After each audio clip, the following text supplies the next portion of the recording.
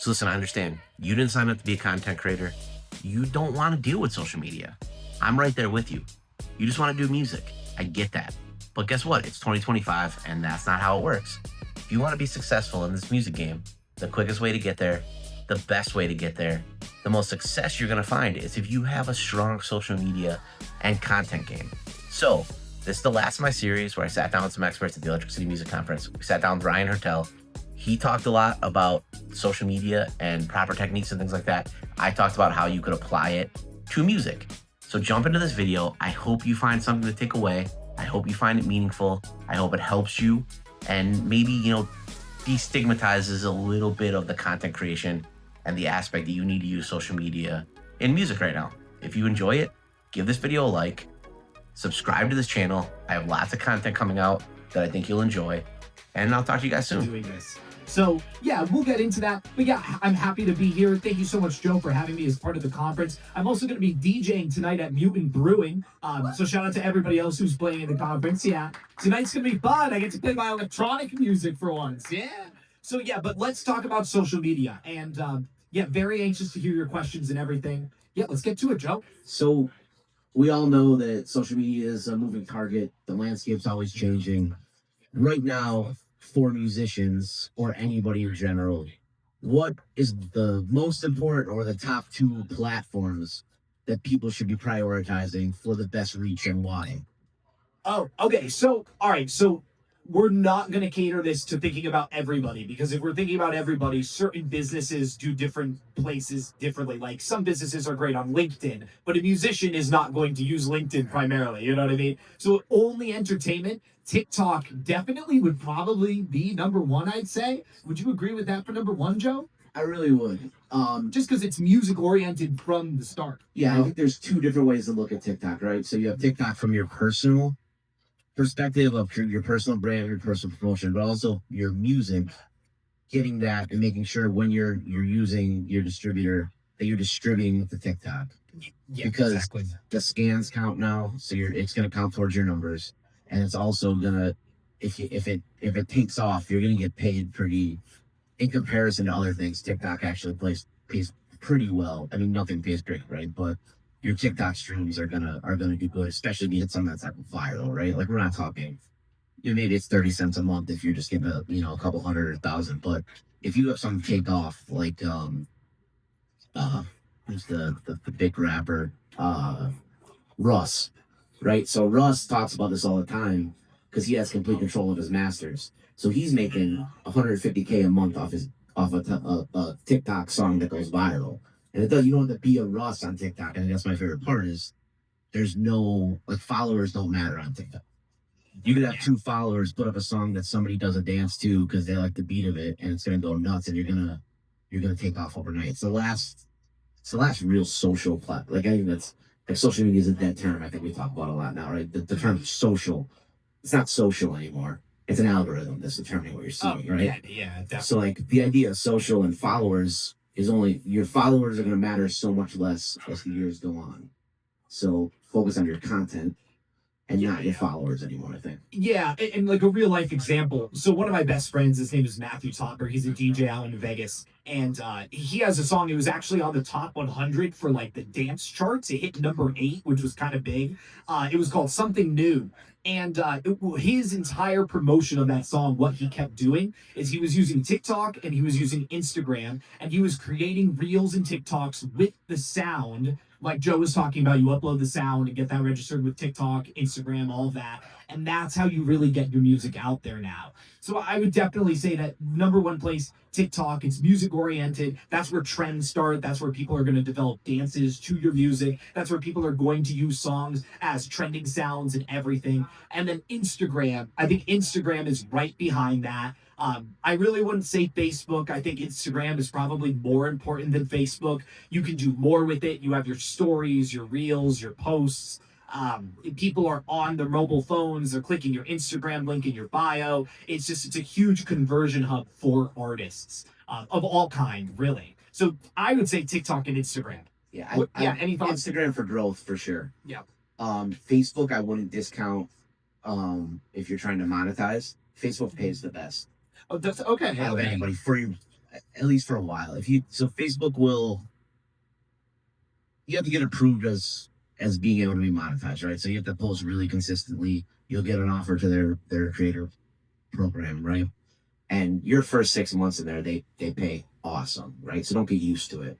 But you're in a higher tier for that. It's really hard to maintain that, right? Like if you can and you can keep up with the schedule that they want from you for content, that's why you see all like your favorite comedians and like bands, like there's like all these shadow pages out there, like a Shane Gillis, like there's a million different little Facebook accounts that post like 500 Shane Gillis clips.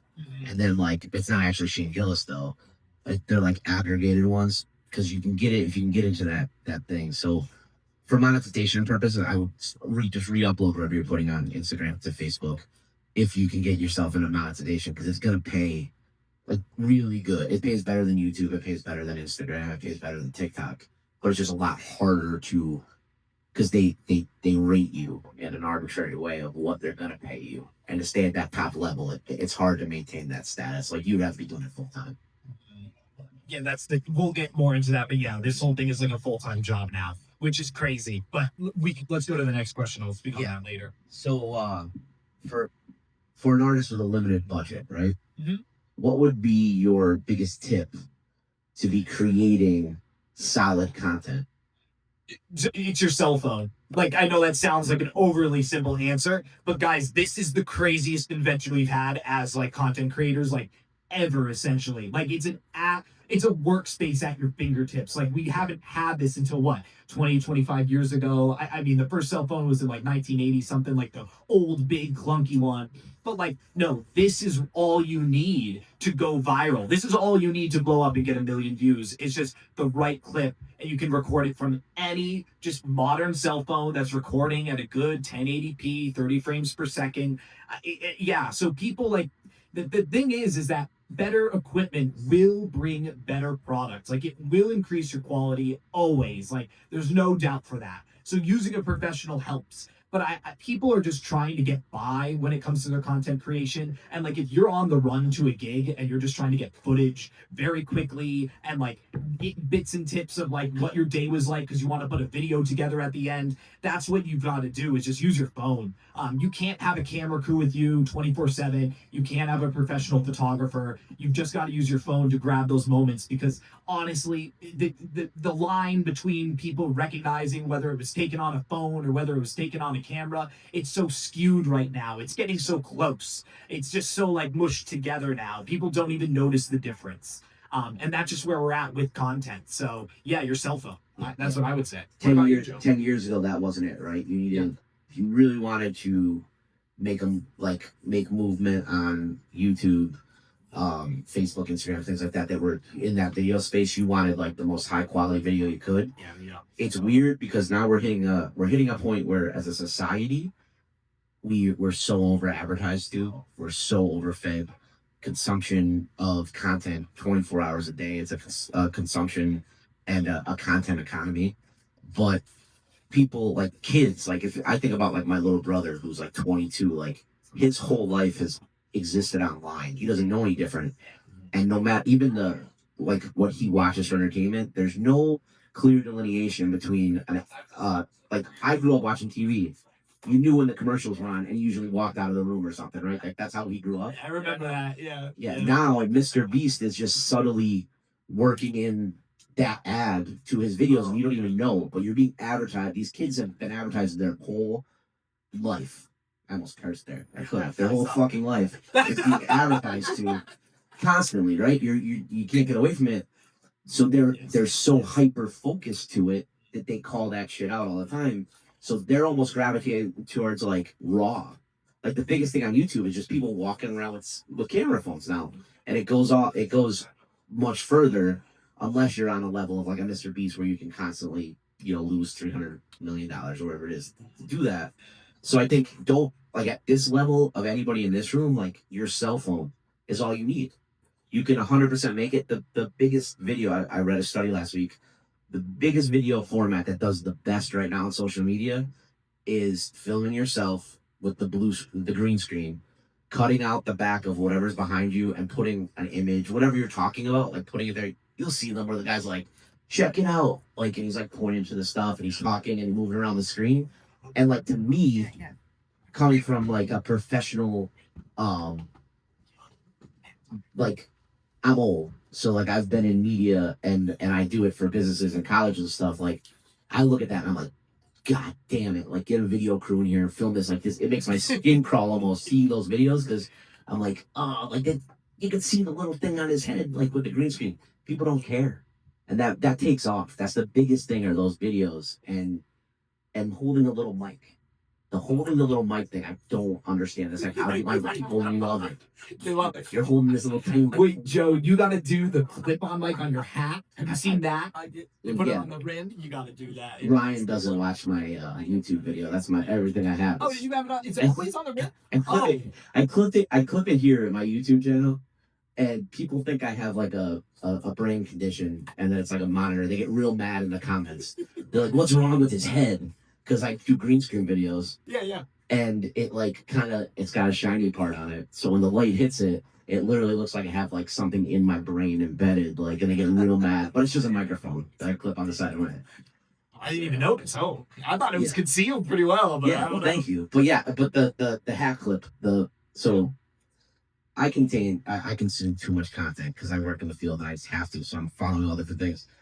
That's the big thing. Like outdoor videos are huge, and animal videos right now on YouTube. Like anybody that talks about that stuff. So if you work that into your thing, you're gonna get a little boost. But all the like the hunter guys and the country music influencers clip it on the brim of their hat, and they have the microphone like hanging half in front of their left eye. And like I'm like I want to lose my fucking mind, but like it gets numbers. Like people don't care.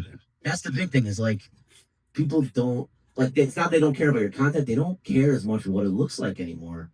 And I think that's a huge advantage to people on the come up is that you can put out more, spend less, not spend less time though, because there's less equality. Like they care about the content more than the visuals anymore is what I found. Yeah, 100%. So I'm on the wrong bit. Hang on. You're good. So I guess that's where we would move to. Like I had a bunch of questions in the back, and I was kind of saving it for this.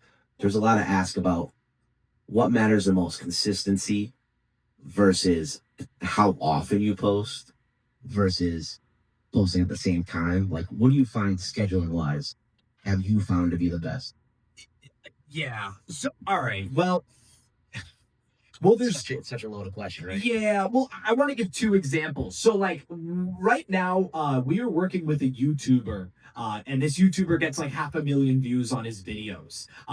He's based out of Egypt. I don't know his exact name, but through the company I'm working with, we're working with him. I'd have to bring it up. And the point is that he's only producing one video every like 3 to 4 weeks. And that video is like a 30-minute, super hyper edited video, like Mr. Beast style kind of thing. And he's only doing it every 3 to 4 weeks. That's like 12 a year. And then we are also working with people, streamers who have 500,000 followers on their YouTube channel, and they're releasing 4 videos a day. 4, like, not clips, like full-on videos of their gameplay, like 10 to 15 minutes a piece. And it's just so interesting because ultimately there are so many different content strategies. It's really difficult to like declare that one is superior over the other. Because for an individual YouTuber who's releasing one video a month that gets 1 million views, that's probably enough income for him to keep going and make it worth his time. And then for these other people, they're releasing 4 videos a day, and maybe those videos are getting less views, because they're not all going to get 1 million, but they're adding up and they build up and the revenue collects and you build a career off of all of that content. So people have different strategies. I think the fairest answer is that you have to focus on what you need to deliver for your content to be successful, and then you have to just set up your strategy, your content strategy according to that. So if you are going to make a Mr. Beast style video where you're going to do some giant YouTube event and have all these people and it's going to take months to record, obviously you cannot put out that content nearly as frequently as something lower and simpler than that. So I think what we should focus on is that with you guys, what you're trying to do with music and clips and being consistent and all of that. I think that right now, the biggest thing you can do to get started is to just be consistent with short form video content. You could focus on trying to put out, 5 clips a day, but ultimately, what you really want to do is figure out what you can put out. Like, what is your output? Can you do 2 a day? Can you, collect enough footage that you can do 2 posts a day or 3 posts a day? And then you've just got to have a strategy and try to stick to it. The consistency of you posting definitely matters. The YouTube algorithm is definitely rewarding people who are posting at specific times of the day, like if they're doing like a 9 and a 12 and a 3, or maybe like a 9 a.m. and a 5 p.m. These algorithms are definitely picking up on that. Is it easy to stick to that? No, not at all. And that's why it's so difficult for me to stand here and be like, you should all be posting at 9 a.m. and then at 2 p.m. when the lunch hour starts. And then, because that's not realistic for anyone. Any working creator is going to be busy all day. So you've got to try to do your best, come up with a strategy you can manage, and then stick to that. And like I said, that could be 1 video a month. It could be 4 videos a day. It just depends on what your overall game plan is. Sorry, go ahead, Joe. That's the thing. The consistency matters, and especially on YouTube, especially long form content. So we could also specify a little because that might be confusing. So your YouTube for long form content, it's anything over 3 minutes at this point, right? Yeah, so anything over 3 minutes and filmed sideways, right? Mm-hmm. If you're doing a reel or a short on YouTube, it's going to be I wouldn't go more than 30 seconds.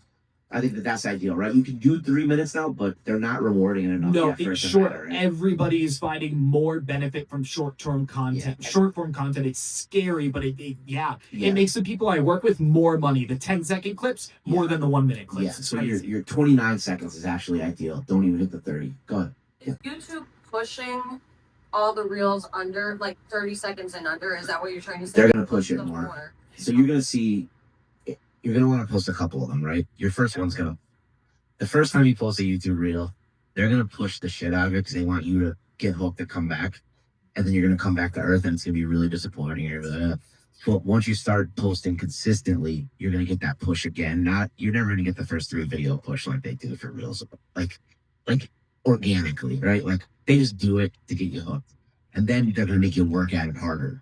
But if you post every day at 10 a.m., 29-second clip, you're going to slowly start seeing more views, and it might only be 50 more a day. It might only be, and also like if you put up a flat video, like it's just not gonna, so you have to be consistent with what you're posting. In my when I try to like recycle content or half-ass it, like I see my numbers, like if I'm just like I gotta fill a spot, and I put something up that like my audience that sees that doesn't relate to, like you definitely see the dip, and I know I'm doing it, but. Like Ryan said, it's hard to stick to a schedule sometimes, but sticking to it consistently, it doesn't have to be every day. So I think that's the biggest thing is you guys got to figure out what can work for you when it's plausible and backload.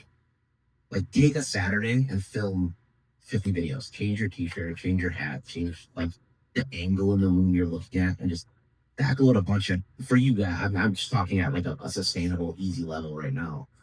Film 50 videos. And then you could schedule them out for a month and a half. You don't have to worry about it again. But figure that out like, oh, well, now I could do it every 2 days, every 3 days. But like you said, if you post every Wednesday at 10 a.m., after that becomes what YouTube's looking for. We're in a world of AI. So we're trying to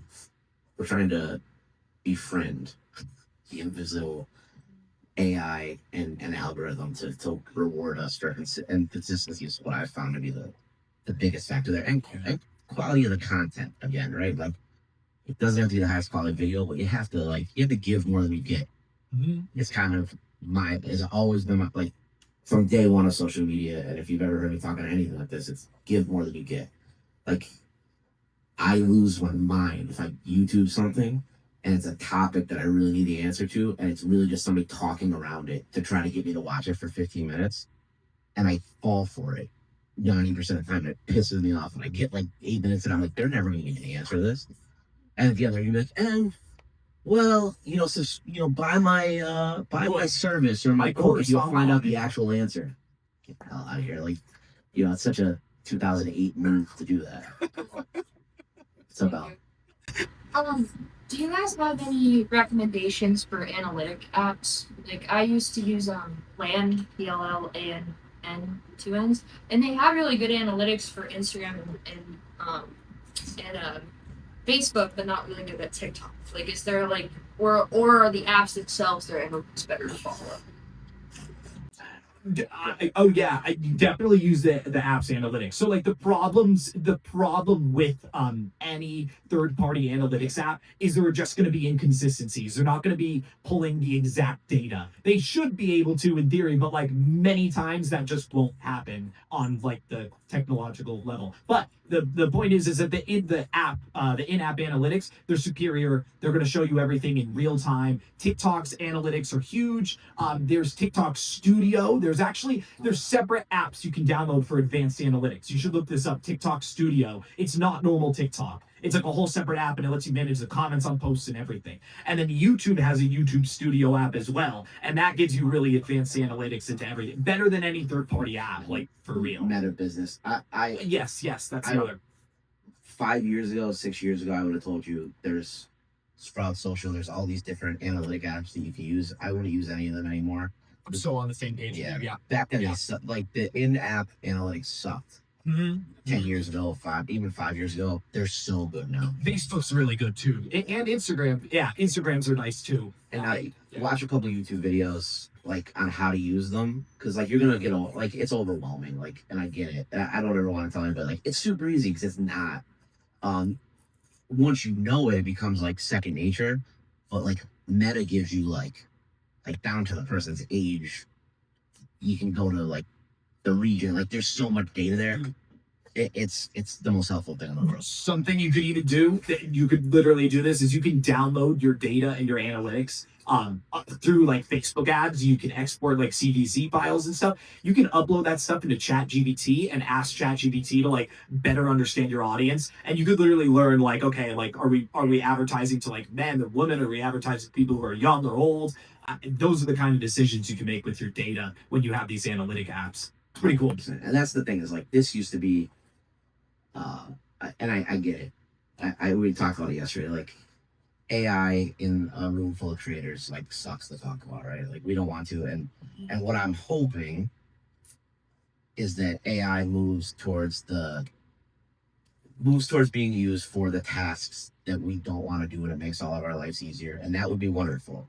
The unfortunate part that I'm seeing is it's being used for creative things, because if you're not a creative in the sense of you're somebody who creates things for a living, it's really hard for like a type A like person who's like a number oriented person to see as much value in people's creativeness, right? And that sucks.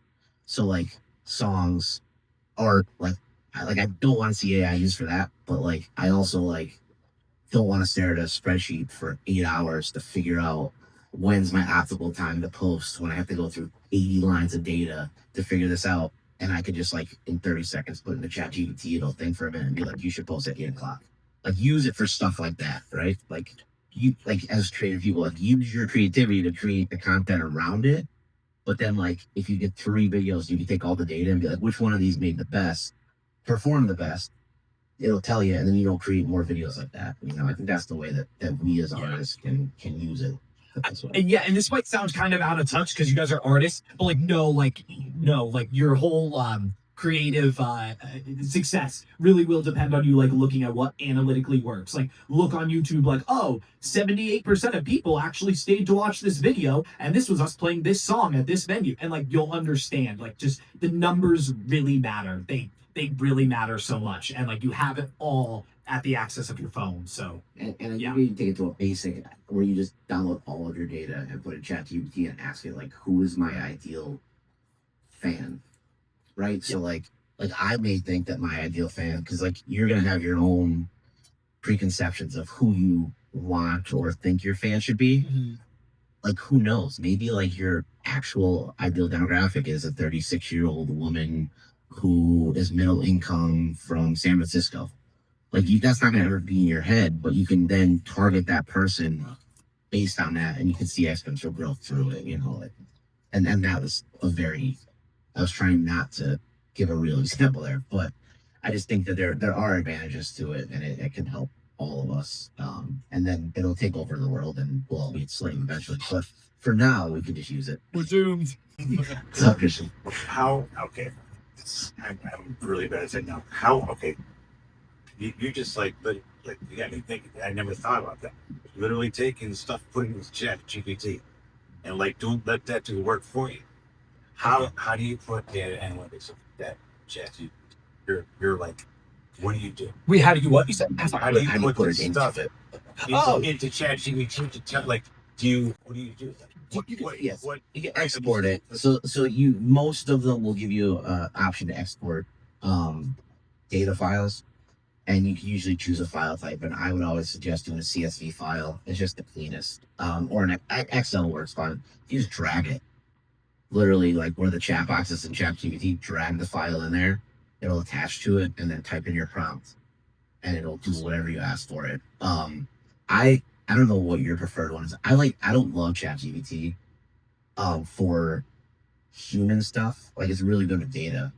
But like if I want to ask it to write something to talk like somebody, I use Gemini, Google's version. I know a lot of people that do that too. Yeah, for writing. Yeah, just it sounds more human, which fucking sucks to say. But and then there's a pro version of it. And Gemini lets you get 3 free pro uses a day, where it'll really the difference between pro and flash on Gemini is like night and day. I'm not gonna tell they are expensive, so I'm not gonna tell anybody you should be paying for any AI right now. Just don't use Grok or whatever the fuck Twitter is. Use the anything else, and don't use Copilot because I think my dad uses that. Just don't. It's listening, Joe. It's listening. Yeah. Go ahead.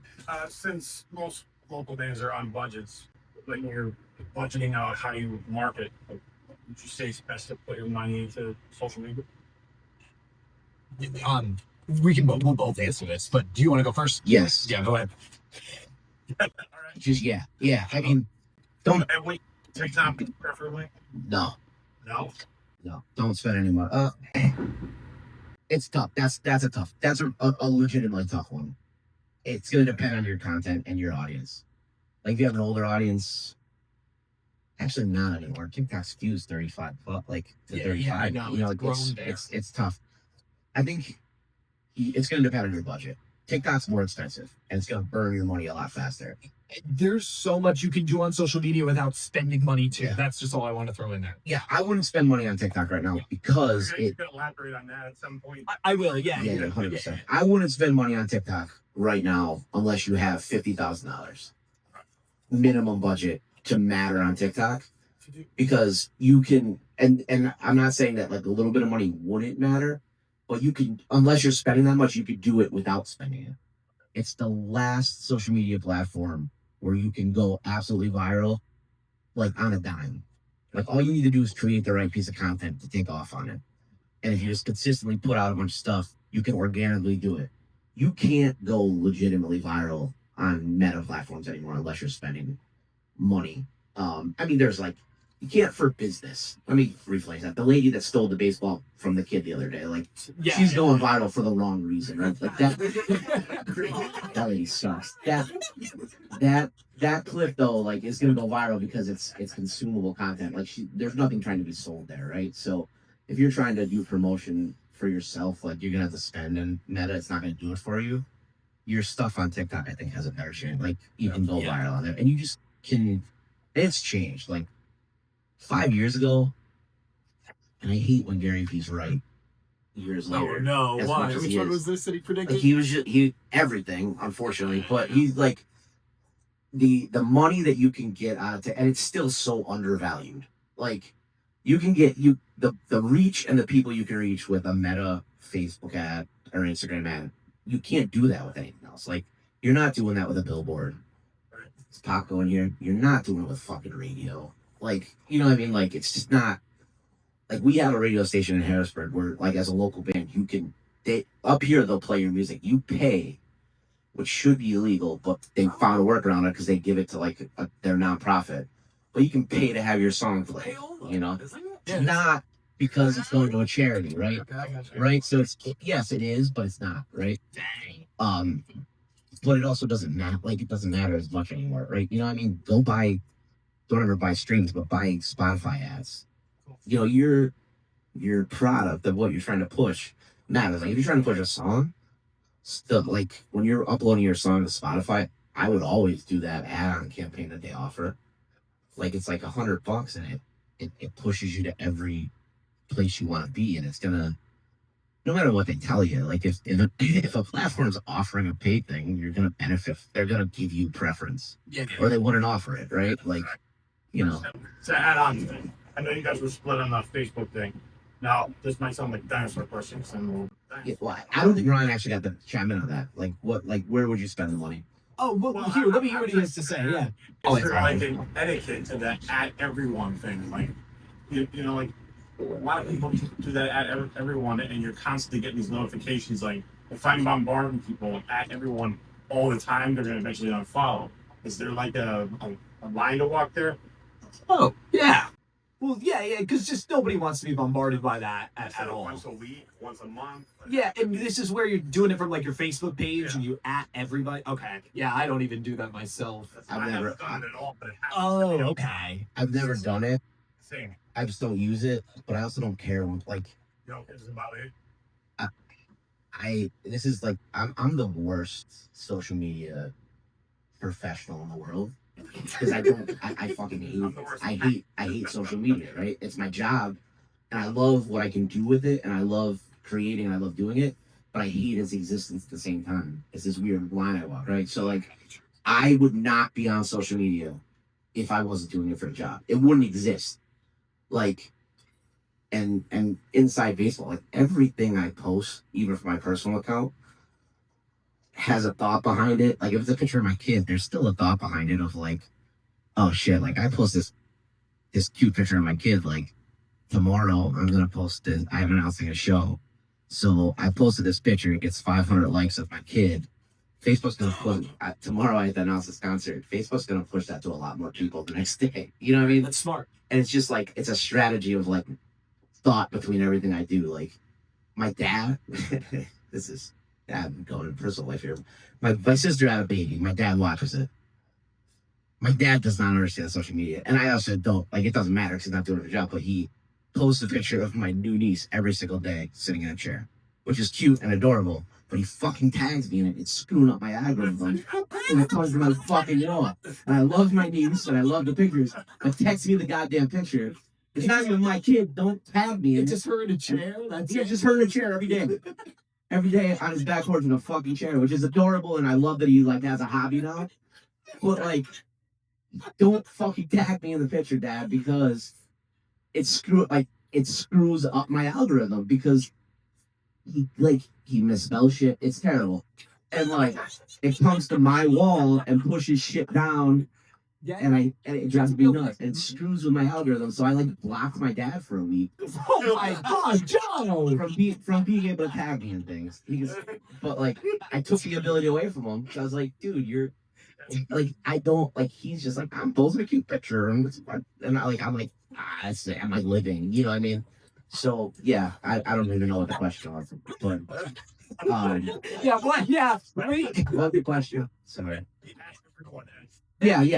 So looping this around, I don't care about social media, and stuff like that. Like I tell people, like the way I look at it is, somebody unfollows me, I don't give a shit because I'm only there to tell people about things I want to tell them about, or tell stories I want to tell, and get things in people's hands. So if you're not following me, you're not following me. Now, a normal human who's not a sociopath like me is like, I want to stay connected to my friends and be friends with them and let them see like my dog and my lunch and all the other stuff that people post that drives me nuts. But yeah, so it's a personal preference, right? Like I've never unfollowed somebody for that shit. Like when it first started, it was annoying, but like I also don't check my notifications. Sorry guys, like I have like 37,000 unread emails on my phone. like I'm not a notification guy. I know that like drives like type A people crazy. Like my DJ, Hirsch, that I do all business with, like whenever we have a gig where it's more than a 2 hour drive, he takes my phone and like unchecks all the emails on it. So then I have that little red bubble there. Because it like makes his skin crawl looking at it while I'm driving. So he'll sit there and like go through and like uncheck them. I had like 275,000 under it now. Like fuck it. And he like lost his fucking mind. So like it's personal preference thing. I don't know. It doesn't the app doesn't bother me, but I don't think there's a benefit to it because I don't think anybody cares. Like, I don't think anybody's like getting that and going and looking. It might catch the off person's attention. I don't think the value's there to me. Yeah, I'll just add to that. I mentioned too that there's so much you can do that's for free with social media. Yeah. So the reason I say that is because everything that's paid matters. Yes. But the platforms are set up where just good content will get rewarded. Like just being very, very generic. And if an attractive person makes a video doing something that requires talent to do, there is just way more likelihood that that is going to go viral than something that is mundane or monotonous or something, that is just boring. It just, yeah, content, like definitely, you can definitely look at it and determine what is going to perform. You can definitely determine which of your videos are better than the others. And then you have these free sources to post all this. Like you literally, if you're in a position where like you're a band struggling with a budget, which is quite normal for artists, I wouldn't even worry about like, can we afford $250 a week going towards our Instagram advertisements? Like, no, just like, make sure that your equipment works, you're getting to shows and book more and get more content and just record it from your phone and post it more. Your best clips are going to be clips of you guys like loading equipment and something falling and someone laughing and someone screaming. Like that's what's going viral. It's like I tried to do really professional content. I did this recent thing and it performed so freaking badly. It was miserable because I put all this time into like, hi guys, my name is Ryan and blah blah blah blah blah blah blah. And the analytics, no one cares. You know what people care about? They watch me vlogging myself going to get coffee and then going to the petting zoo at the Luzerne Pumpkin Festival. And then part of my vlog is going to be this today. And I get great retention and watch rates on that. People are watching 30 to 50% of the videos. So people don't care about this hyper edited, excessively produced content. They don't give a shit. They just don't. The analytics tell you very clearly. What they do care about are like personal experiences and things that look like they had a good time and super just like off the cuff clips of like things happening in 5 seconds or less. Like that is what's working. I can't stress that enough. It's almost deteriorating to hear that like overproduced, well-intended content doesn't work as well as just someone like just strumming their guitar for 5 seconds and posting that 5-second reel. Like literally that stuff performs better. So I don't know, take it as you will, but don't overthink it. Don't overthink it. There's no reason to. You just got to keep recording. That's kind of it. Like, and don't worry about a flop. If you post something and it doesn't do anything, like, Yeah. you get another chance in a couple hours or a day, whatever your thing is. Like, and also, like, I don't want somebody to discount, like, I feel like this, like, drives me nuts when I hear, especially, like, musicians or even content creators, but, like, it's so applicable to musicians. If you post a video and it gets, like, 150 views or 200 views, like, our brains are broken from seeing, like, outrageous numbers that were like that's terrible. Like people say that to me all the time. It's terrible. I only got 300 views on that, and I like look at them. I'm like, you only got 300 views on, okay, only 300 people watched that, right? Say that. Like let's say that only 300 people watched that. I'm like, what would you do to play a show to 300 people? Yeah. Right? Like imagine playing a show where there's 300 people in a room. 300 people consumed that piece of content, video, song, whatever you did. Like we got to retrain our brains to like be human again and realize like that's a human person that watched that. Like don't think of yourself as a failure for that. Like you don't need outrageous numbers, like think of the 1% of 1% of 1% of bands that ever has played to 1 million people, right? You know what I mean? Like that's you're looking at whoever, but like 300 people is more than a living as a musician, right? If you're consistently doing 300 people, like you've got a awesome music career. You know what I mean? It's the power of 1,000. If you have 1,000 people that are a true fan of you, that's when you can make a living at being a musician is kind of the it may be a little bit different now, but there was a famous book written about the power of 1,000. You have 1,000 people as a musician, you should be able to make a living. 1,000 true fans, and a true fan's determined as somebody who will spend $100 on you a year. So that means they'll either come to your show enough time where they spend $100, or they'll buy merch, but the money they spend to support you as an artist equals to $100. So if you can do that, and retrain your brain to not worry about being, a superstar and all this stuff, you can make a living at it. So that's like, don't discount, like you put out a video and you got 1,000 people to watch it. Don't let that break your heart. You know what I mean? Like, that's the other part of the social media panel I want to talk here is like, don't let it discourage you from doing what you love. Just be realistic about it. Yeah, I mean, 100%. Absolutely. So, what about I had a question about TikTok and like copyrights, or I know you're the guy, right? I guess we're gonna say He's definitely a TikTok guy. I'm not a TikTok guy. Let's say on TikTok you can like choose this background song. Yeah. Okay. What if you played a physical vinyl record on your TikTok and the song is not available, and what you can choose out of their bag? Is that a copyright strike? I know what's the what? Oh, do they do copyright strike? I don't think TikTok cares. Do they? Do No. copyright strike? You would just Yeah, they have the problem. They'll mute it. Okay, so yeah, I guess I've gotten my own content muted by DistroKid. Oh, you need to fix your back. Oh no, I disputed it with Facebook, and they shut up because I gave them my account information and stuff like that. oh, that's crazy. So I actually can't answer that. I don't know if you. No, go. Do you know the mechanics? Oh, just when you upload it, it'll just be its own original sound. That's what you'd be doing. If you uploaded yourself playing the vinyl or whatever, it would just be its own sound. I don't even know. It depends on the quality of the track through the phone and everything, whether it would be picked up and get muted, right? If the AI, If I bet. the text copyrighted material, and Yeah. there's there's two routes it's going to take. So if it detects that song, it's going to depend on how that artist's either distributor or record label, whoever has their stuff set up. It's either going to, and you're talking like, the numbers would have to matter so little here, but it's either going to say that artist has options. They could say, we're going to allow you to keep it up, and this is all set up in their back end, and they're going to take the money that they're earning, like the way it goes. At least that's how YouTube and TikTok are. So if you go viral, like, and you're playing Johnny Cash's song, like Johnny Cash's estate's his publisher gonna be the one collecting that money instead of you for doing it, or they're going to say nobody can use it because we want to control that song a little bit more. They're just going to mute you, and you just have a video up there that says sound muted. It's kind of how it ends up working. Yeah, thanks. Yeah, be careful with it though, because you don't want the sound muted thing. Yeah, and be way more careful on YouTube than TikTok. TikTok's not going to disable you for something like that because they have more functionality. YouTube's going to give you a content strike, so you get 3 of them, they delete your account. Would they both rate? I don't know who is first. We could go to whoever. We'll go to you in the back, and then we'll come to you. Yeah, we'll do everybody. I'm kind of old school. I'm not really hip to social media. I have a lot of music out, a lot of albums. I have a band, and I really just want 2 things. People to know about the new releases, download that music, and I want people to come to the shows. So can you give me just a general big picture of what I should be doing?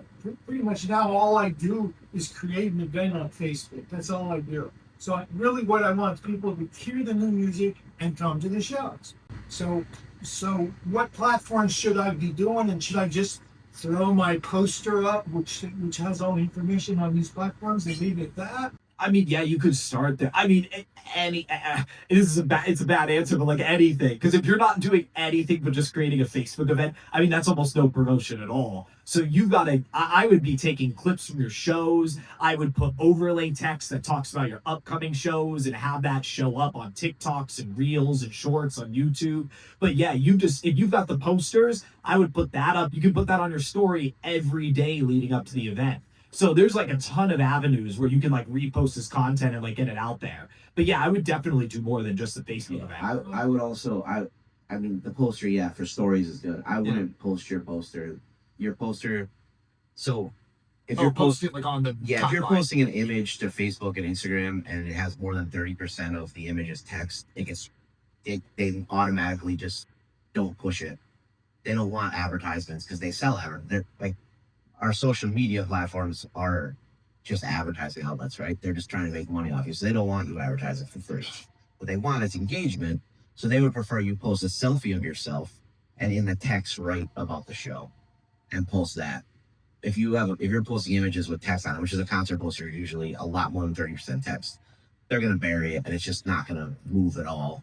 So I would post like a picture of yourself, like or a professional photo that was taken, and say I'm playing at blah blah blah blah this night. If you're gonna make a Facebook event, boost it and target it and say like throw $20 on it and say I'm playing at the V spot. You know, people within 20 miles of that audience and target that like rock music or that like metal music and do it that way. Otherwise, it's just gonna sit there and nobody's ever gonna find it. So I should basically focus on Facebook, TikTok, and Instagram.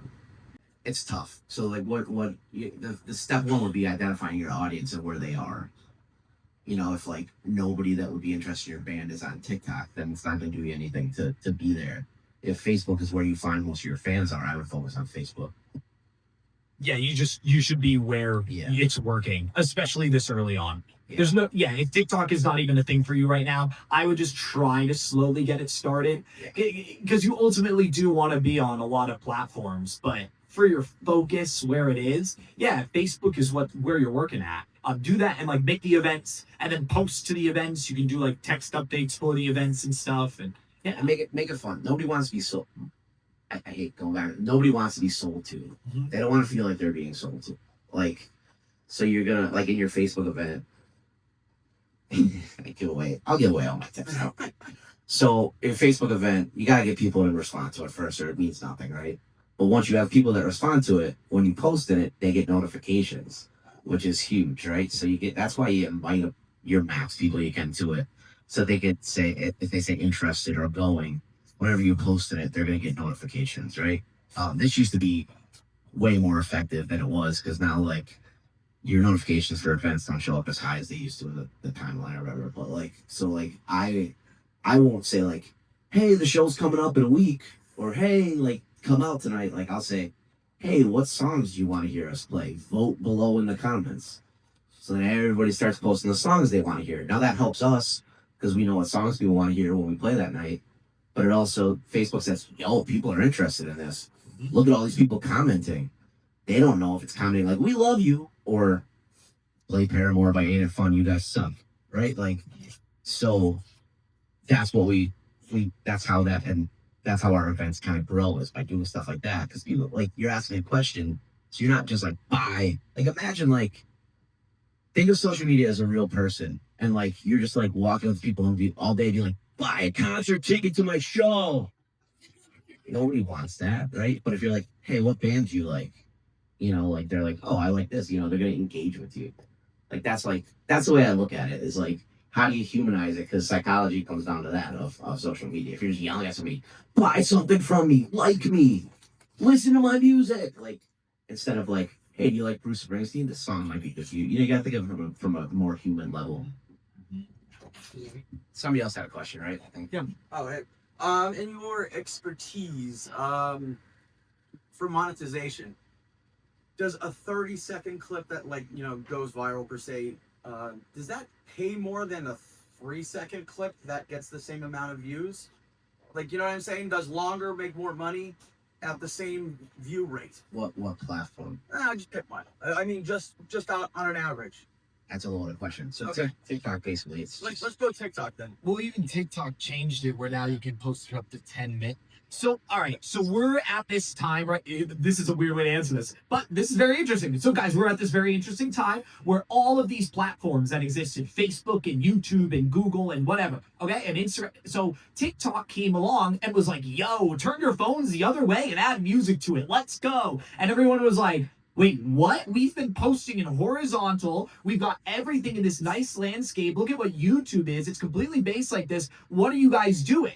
And then TikTok revolutionizes it because people are addicted to their cell phones. They're on this app all the goddamn time. So they're on TikTok posting all these crazy clips. And then all of these other platforms are like, so what do we do to keep up? And that's why we now have Reels. And that's why we have Shorts on YouTube. And like, these are just iterations of vertical content that have come from TikTok. So now with that, to further elaborate on this, we're at this even more interesting point where now people are using this vertical short form content for quick clips, like 3 to 10 to 15 seconds.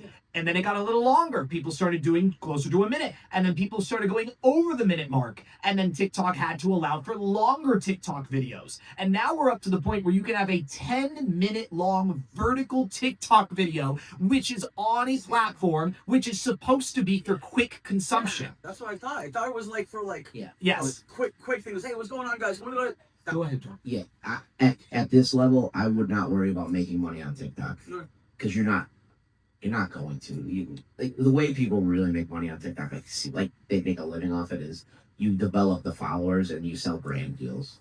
Yeah, like TikTok nobody's getting. Yeah, exactly. So if you want to be like, if you want to sell spandex pants to people all day, that's how you're gonna make money on TikTok. Or like the shelves. I get fucking shelves all day. So I'm just trying to tell me shelves, different shelving units is what my TikTok thinks I want. Right? I just get fed that. I don't have a shelf in my house, like collapsible shelves, blue shelves, like that's what TikTok thinks I want to buy, right? But if you want to hawk products to people, you're gonna make money. So add it in there. Like I'm not even worried about making money. It's just like no, you're gonna get paid kind of the same on TikTok, no matter how long your video is. YouTube's different. Yeah, YouTube's different. Like you're gonna make more money off of YouTube long form content because there's more ads. But it's gonna be way harder to get to the point where you're making. Like it's way harder to get to that point of that money. I got you. The shorts pay less, and you also need like 1 billion to get there. You know what I mean? It's a lot harder to get there. You have 4,000 watch hours and 1,000 subscribers on TikTok, you can start making a little bit of money. You know, people that make a living at it, you got to be at least around 30,000. I thought the government was getting rid of TikTok. I guess that's not a fear anymore. No. Okay. I'm not going any further into it. But no, okay. They're not. Nobody's getting rid of it. Okay. It'll be here. It's not. If it's not here, it's gonna be here in some form. We might own it soon, but it'll I've heard some iteration will stick around. Does that? Yeah. So both long form and short form make different amounts of money. You're better focusing on which one is actually making you the money, though. People have strategies where they post 10 clips a day that are all 10 seconds, and they get $50 from each clip and make $500. And then there's other people who make one video that's super long and they get $500 from that one video. Does that make sense? Like, absolutely, it literally is the strategy you go about it. But on certain platforms, long form content is prioritized more because of more ads and stuff. And I agree with Joe. TikTok, you're not going to be a millionaire posting on TikTok necessarily. It's very rare. That's all. Yeah, you're like. I just downloaded TikTok after 4 years. I was not using it, but I'm gonna have fun with it now. Congrats! I'm sorry for your. You'll make more money on live TikTok if you're performing live. Correct. Yeah, where people than you would doing content itself. I think, and we'll get to that question in 1 second. So, what I like to put a button in all this, and I think you'll agree with this because especially with your stream, you do a lot of streaming. Yeah. The way you make money at music and at social media, that relates the same as by having a community that's there to support you, and developing a real, true community. And I think if you take the example of people you look at that are successful in music, there's people who want to support them, who want to feel like they're part of something. And that's like when you see TikTokers that are doing it, they're making their money off their tips. A lot of YouTube streamers, like they're making money off the tips or the super chats and things like that, where it's a community developing on sport. It's the same thing as like somebody buying a concert ticket to come see you, or buying your t-shirt, or I don't know, any other special way you find to monetize that community. But having a real true community, you don't want to be exploitive of that community that you maybe somewhat develop. I think that's where you walk that balancing line. And that's why I'm saying you don't want to always scream at somebody, buy something from me, because they're part of that community. Yeah. And Ryan, like the way I rediscovered Ryan's content like a year ago, you were like at a Wendy's eating a new burger or something. The Krabby Patty. Yeah. I made a YouTube video about it. Yeah, and I was at that point trying to figure out streaming in my head. because I haven't, it doesn't work for music yet. Like as far as like rock music and stuff like that, or but there's like DJs that are killing it on there, and people who are streamers that then have a music career. And I was trying to figure it out, and his stuff was popping up all the time, and I was like, I was engaged. I watched the kid walk to a Wendy's and eat a freaking cheeseburger for like an hour. I was like, he just like sat in there and talked. He was like, this tastes good, and I was like, he's killing it. And that's like, but I was like, there's like, I'm watching the people talk to him about eating a fucking cheeseburger. And I was just like, holy shit. Like, and it kind of changed the way I looked at a couple of different things that we were doing at the time. And With live streaming with and all live that. streaming Yeah. and stuff. Yeah. So like, that's like, and I was like, oh shit, like musicians can use this because it's all about a community, in my opinion, you know. There's a question right here, and then I'll get right to you, Squid. Yeah. How important, like on a platform like Instagram, is your actual page, your feed on your page, visually? And then kind of part two to that is, do you ever get kind of docked for deleting content? Is that ever a good idea? I didn't hear that last part. For deleting content, you said? Yeah, like let's say you post something and it's a dud, or someone tagged you in it or something, or you're reviewing your social feed, right? And you're like, this doesn't really speak to my brand anymore. Can deleting all content be helpful and or harmful? Archive it, because deleting if you delete any video or post, it kills all of the social connections that post brought to your profile. And like think of it like a neural network of like, this person interacted by seeing this and there were 1,000 people who saw that post. If you delete it, it tells the algorithm to like revoke that, and those people might stop seeing your content. So I think it's better to just archive things that you don't want to have seen, because I'm guessing that all algorithms probably work similarly to that, and I know that that's the case for Instagram. 100%. Yeah. I would never delete anything on Instagram. I would never delete it. Archiving it if you screwed up, but like at the end of the day, like again, like that's my whole thing where like you get 50 views, like who cares? Yeah, you might not even need to delete You it. know what I mean? Yes. Like just leave it. Like Well, I think for like and- some industries, the feed of you land on an Instagram. I was gonna get there. Yeah. If you're selling t-shirts and niche coffee where you're gonna split like the picture of the coffee to be really big, and like that shit drives me crazy. But just from like I could never imagine trying to manage my posts so that like it lines up to make that image. Like I would lose my mind, right? Like I don't know that the juice at this level outweighs the squeeze.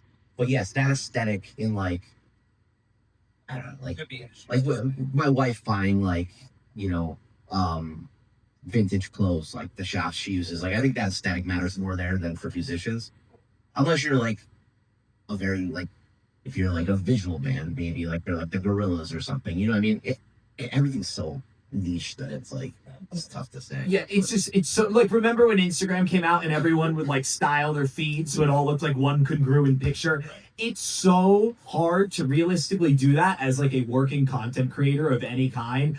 You're moving in one of the fastest paced industries there are. Like entertainment is madness. So like it doesn't make sense that you could have your Instagram profile be super hyper visual like that. I think that what you could focus on instead is just have a strong community that loves your content enough that they're going to forgive you for the fact that it isn't picture perfect, because the biggest artists out there are people who can post a picture of an apple and it goes viral. I'm referring to Justin Bieber, by the way. He posted like an apple like way back in the day and it went super viral for like no reason. But that's because they don't care about like how good the content that piece is. They know his content. They know he's such a successful artist. So like obviously that's an extreme example, but for what you guys are doing, just be honest with your content and with putting it out there. The algorithm could also pick something up like a month later, right? Like Yes. like we just post memes. Just post memes. Like I don't know how to say it. Like to grow your account at this level, like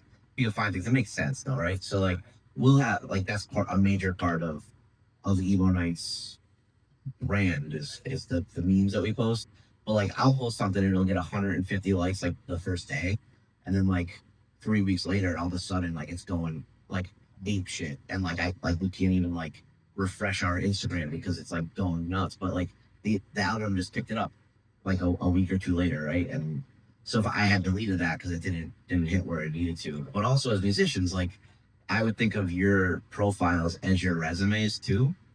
So like when I go to a band's page and they have one post, even if from yesterday, but a week ago I was there and like they deleted it. I'm like, shit, I came here to see if they had a live video up there that I could watch to see what they sounded like. And now instead it's just like a giant eyeball that says coming soon. Okay, I'm not booking that band. You know what I mean? Like things like that. Like just think of it as your resume as well. So make sure what you think people would look for would be out there. And I think we have time for one more question. Then we're gonna bring Sad up here. I think he's in the back there, and we're gonna kind of put a poll on it in a minute here. But and by the way, like this is my favorite panel that we've done because I wrote questions now, but like I would rather answer questions that people have like all day, every day. I think it's so much more beautiful. Squid. Oh wait, can I? Yeah, we'll get There's just one. Really quick.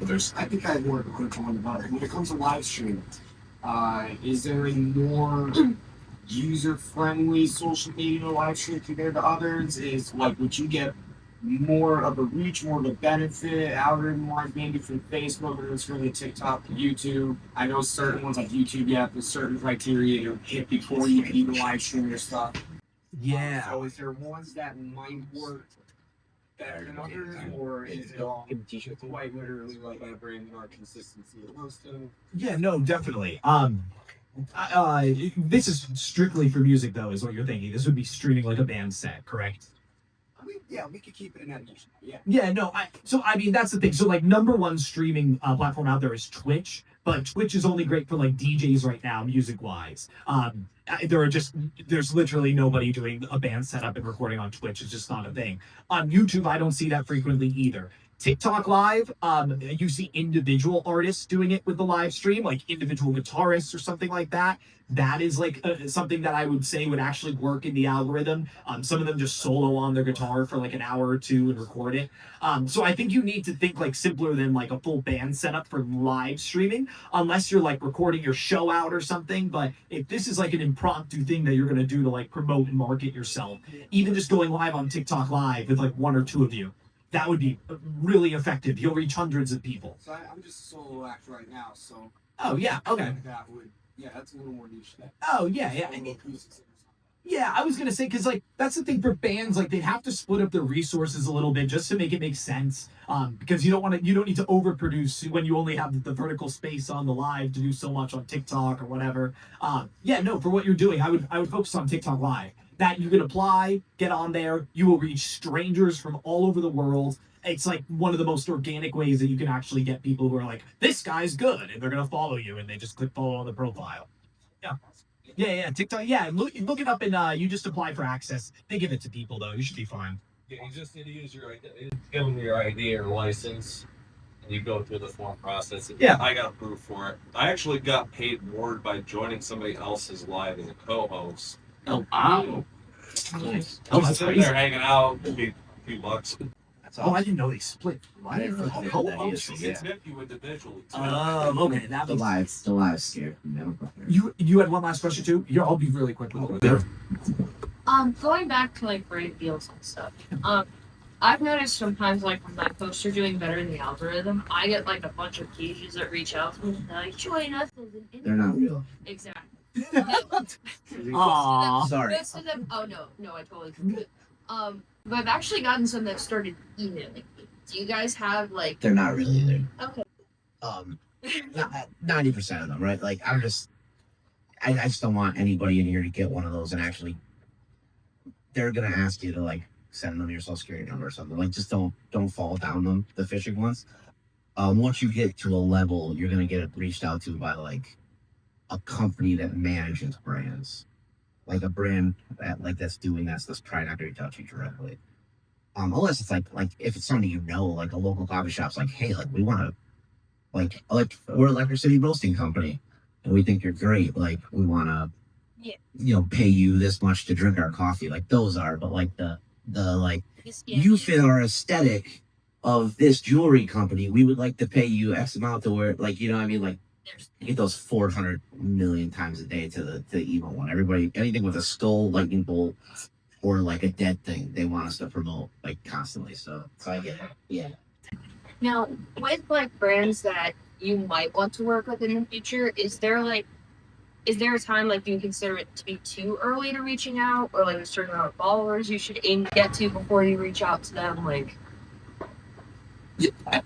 I mean, the followers don't. Hold, do you want to say something first, Joe? No, I was going. The followers don't matter anymore because everybody botted their followers, and we all know that even if you have 1 million, your engagement rate can still suck, and you're only getting like 0.001%. So like, yeah, I don't know. I honestly think like if you're gonna reach out, you could have 1,000 followers. If you get 56 comments on every one of your posts, you're someone that I would be like, oh wait, I'd actually put my brand in front of this person. They have like 8 dozen people interacting with their posts every time they post. Like that's what I would see. Like if you get comments and shares and activity, I mean, and again, like the way that I had some people work on brand deals in the past is they would literally ask to see the influencers' stats. Like, let me see your analytics in Instagram. Let me see what's real. And like they could actually like share those analytics. They blur out sensitive information, but they would share like the overall impressions and be like, listen, I'm reaching this many million people. Like, here's what I charge. So yeah, get that organic engagement on your stuff. And do it however works best for your audience with your music and everything. And then and then you can absolutely like get to a point where you can reach out to people directly and say that. But yeah, engagement over followers for sure. Yeah, just know your value and what you're asking for, right? Like, so like Bazaar Skate Shop in Scranton, if you're getting 56 comments and 500 likes on a video, like that's a no-brainer for them because they know you're a local artist in Scranton to come work with you. But like H&M is gonna want you to have something different, you know what I mean? Or Hot Topic, like, you know what I mean? Like you just got to know what you're reaching for, and also like it'll come to you with the time of that. You know, you'll know when it's time. But and also just asking never hurts because you might ask how they're like, hey, you know, I would love to be a brand ambassador for you. And they're like, oh, we can't give you $1,000 right now, but like here's a box full of merch. You know what I mean? So like there's stuff like that it'll weigh it out. And that's an awesome question. That's also just such a loaded one too. Hey, can everybody give a round of applause for Ryan? Oh, keep the round of applause for Joe. Joe, you're great too. You're great too.